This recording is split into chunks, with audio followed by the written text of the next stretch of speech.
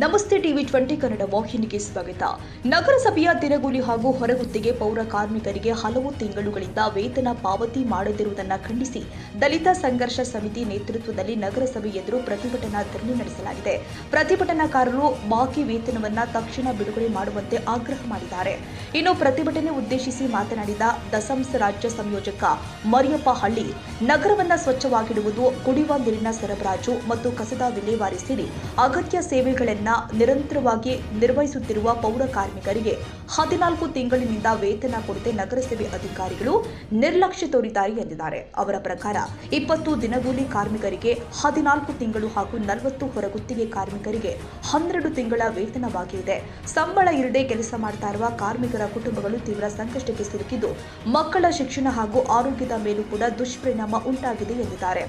ನಗರಸಭೆಯ ವಿವಿಧ ಕಾಮಗಾರಿಗಳ ಬಿಲ್ಗಳು ಸಕಾಲಕ್ಕೆ ಪಾವತಿಯಾಗ್ತಾ ಇದೆ, ಆದರೆ ಪೌರ ಕಾರ್ಮಿಕರ ವೇತನ ಮಾತ್ರ ವಿಳಂಬವಾಗುತ್ತಿರುವುದು ಬೇಸರದ ಸಂಗತಿಯಾಗಿದೆ ಅಂತ ಪ್ರತಿಭಟನಾಕಾರರು ಆರೋಪಿಸಿದ್ದಾರೆ. ಕಾರ್ಮಿಕರ ಜೀವನದೊಂದಿಗೆ ಚೆಲ್ಲಾಟವಾಡುವುದನ್ನು ನಿಲ್ಲಿಸಿ ಬಾಕಿ ಉಳಿದಿರುವ ಎಲ್ಲಾ ವೇತನವನ್ನ ತಕ್ಷಣ ಬಿಡುಗಡೆ ಮಾಡಬೇಕು ಅಂತ ಅವರು ಒತ್ತಾಯ ಮಾಡಿದ್ರು. ಇನ್ನು ಪ್ರತಿಭಟನಾ ಸ್ಥಳಕ್ಕೆ ಆಗಮಿಸಿದ ತಹಸೀಲ್ದಾರ್ ನೀಲಪ್ರಭಾ ಬಬಲಾದ, ನಗರಸಭೆ ಪೌರಾಯುಕ್ತ ಫಕ್ರುದ್ದೀನ್ ಸಾಬ್ ಹಾಗೂ ಕಾಡಾ ಅಧ್ಯಕ್ಷ ಡಾಕ್ಟರ್ ಎಂಎ ರಶೀದ್ ಮನವಿ ಸ್ವೀಕರಿಸಿದ್ರು. ಈ ಸಂದರ್ಭದಲ್ಲಿ ಪೌರಾಯುಕ್ತರು ಮುಂದಿನ 1 ತಿಂಗಳ ಒಳಗೆ ದಿನಗೂಲಿ ಹಾಗೂ ಹೊರಗುತ್ತಿಗೆ ಕಾರ್ಮಿಕರ ವೇತನ ಪಾವತಿ ಮಾಡಲಾಗಿದೆ ಅಂತ ಭರವಸೆ ಕೊಟ್ಟಿದ್ದಾರೆ.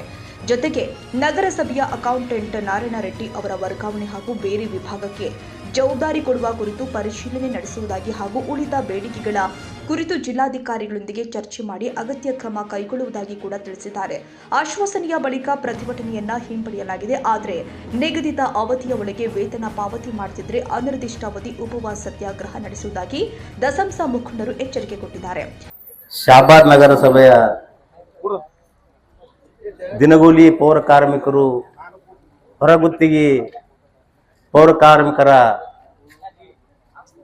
ಸಂಬಳವನ್ನ ಆ ವಿಚಾರವನ್ನು ಇಟ್ಕೊಂಡು ಇಂದು ನಾವು ಶಾಬಾದ್ನಲ್ಲಿ ದಲಿತ ಸಂಘರ್ಷ ಸಮಿತಿ ಬೆಂಬಲದೊಂದಿಗೆ ಮೆರವಣಿಗೆ ಮಾಡಿ ಧರಣಿ ಸತ್ಯಾಗ್ರಹವನ್ನು ಕುಂತಿದ್ದೀವಿ. ಕಾರಣ, ಶಾಬಾದ್ ನಗರಸಭೆಯ ದಿನಗೂಲಿ ನೌಕರರು ಮತ್ತು ಹೊರಗುತ್ತಿಗೆ ನೌಕರರಿಗೆ ದಿನಗೂಲಿ ಅಷ್ಟು ನಿರ್ಲಕ್ಷ್ಯ ಮಾಡಿದರೆ ಅವ್ರು ಬದುಕೋದೇ ಹೇಗೆ? ಅವ್ರ ಸಂಬಳ ಇಲ್ಲ ಅಂತಂದ್ರೆ ಒಂದ್ ಕಡೆ ಬೇಜಾರಾದ್ರೆ 20 ವರ್ಷ ಕೂಡ ನಾವು ಇನ್ನು ಕೆಲವರನ್ನ 3-4 ವರ್ಷದ ರಿಟೈರ್ಮೆಂಟ್ ಆಗ್ತಾ ಇದ್ದಾರೆ, ನಿವೃತ್ತಿ ಹೊಂದ್ತಾ ಇದ್ದಾರೆ. ಅವ್ರ ನೌಕರಿ ಕಾಯಂಗಿಲ್ಲ, ಅವ್ರ ಬದುಕು ಹೇಗೆ, ಅವ್ರ ಕುಟುಂಬ ಹೇಗೆ, ಅವ್ರ ಮಕ್ಕಳ ಭವಿಷ್ಯ ಏನು? ಮತ್ತು ಅದ್ರಾಗ ಇದು ಬೇರೆ, ಸಂಬಳ ಕೂಡ ಇಲ್ಲ. ಹಾಗಾದ್ರೆ ಬದುಕೋದು ಅವ್ರ ಕಷ್ಟ. ನೀವು ಏನ್ ಮಾಡ್ತಾ ಇದೀರಿ ಒಳಗಡೆ ಕುಂತ ಅಂತಕ್ಕಂಥದ್ದನ್ನ ನಾವು ಕೇಳಬೇಕಾಗಿದೆ. ಆ ಕಾರಣಕ್ಕಾಗಿ ಕೂಡಲೇ ಏನಪ್ಪಾ ಅಂದ್ರೆ ಪೌರಾಯುಕ್ತರು ಇವತ್ತು ಬಂದೇನಪ್ಪಾ ಅಂತಂದ್ರೆ ಇವತ್ತಿನ ನಾಳೆ ಅವರು ವೇತನವನ್ನ ಕೊಡಲೇಬೇಕು ಮತ್ತು ಮಾಡಲೇಬೇಕು. ಕೊಡದೆ ಹೋದರೆ ಮುಂದಿನ ಹಂತದಲ್ಲಿ ಅತಿ ಶೀಘ್ರದಲ್ಲಿ 2-3 ದಿನದಲ್ಲಿ ಮತ್ತೆ ಡಿಸಿ ಕಚೇರಿಯವರ ಎದುರುಗಡೆ ಇಲ್ಲಿ ಸೇರಿರ್ತಕ್ಕಂಥ 100ಕ್ಕಿಂತ ಹೆಚ್ಚು ಪೌರಾಯುಕ್ತರ ಕುಟುಂಬ, ಅವ್ರ ಕುಟುಂಬ ಸಮೇತ ನಾವೇನಪ್ಪಾ ಅಂತಂದ್ರೆ ಜಿಲ್ಲಾಧಿಕಾರಿಗಳ ಮೂಲಕ ಅವ್ರ ಎದುರುಗಡೆ ಕುಳಿತು ಹೋರಾಟವನ್ನ ಮಾಡಬೇಕಾಗುತ್ತೆ ಅಂತಕ್ಕಂಥದ್ದು ಕೂಡ ದಲಿತ ಸಂಘರ್ಷ ಸಮಿತಿ ಶಾಬಾದ್ ಶಾಖೆಯನ್ನ ತಮಗೆ ಎಚ್ಚರಿಕೆ ಕೊಡ್ತದೆ. ಯಾಕಂದ್ರೆ ಅವರ ಬದುಕು ಹಸನಾಗ್ಬೇಕಾದ್ರೆ, ಅವ್ರ ಕುಟುಂಬವನ್ನ ಸಂತೋಷದಿಂದ ಇರಬೇಕಾದ್ರೆ ತಾವು ಕೂಡ ಮುತುವರ್ಜಿ ವಹಿಸಿ ಕೂಡಲೇ ಏನಪ್ಪಾ ಅಂತಂದ್ರೆ ಅವರ ಒಂದು ವೇತನವನ್ನ.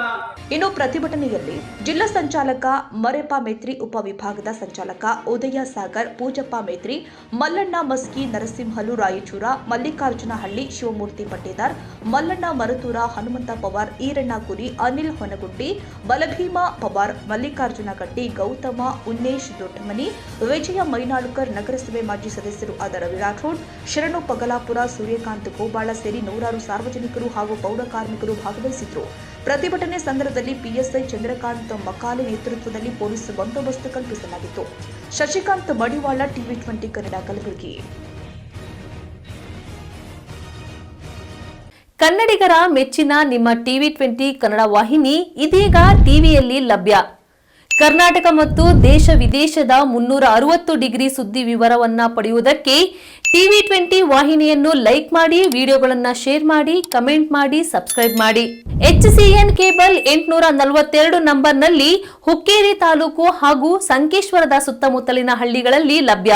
PCN ಕೇಬಲ್ 129 ನಂಬರ್ನಲ್ಲಿ ಹಾರುಗೆರೆ ಸುತ್ತಮುತ್ತಲಿನ ಹಳ್ಳಿಗಳಲ್ಲಿ ಲಭ್ಯ. ರಾಯಬಾಗ್ ಡಿಜಿಟಲ್ ಚಾನೆಲ್ ಕೇಬಲ್ 80ನೇ ನಂಬರ್ನಲ್ಲಿ ರಾಯಬಾಗ ತಾಲೂಕಿನ ಸುತ್ತಮುತ್ತಲಿನ ಹಳ್ಳಿಗಳಲ್ಲಿ ಲಭ್ಯ. UDCN ಕೇಬಲ್ ನೆಟ್ವರ್ಕ್ ಉಗಾರ ಸುತ್ತಮುತ್ತಲಿನ ಹಳ್ಳಿಗಳಲ್ಲಿ ನಿಮ್ಮ TV20 ಕನ್ನಡ ವಾಹಿನಿಯೂ ಲಭ್ಯ.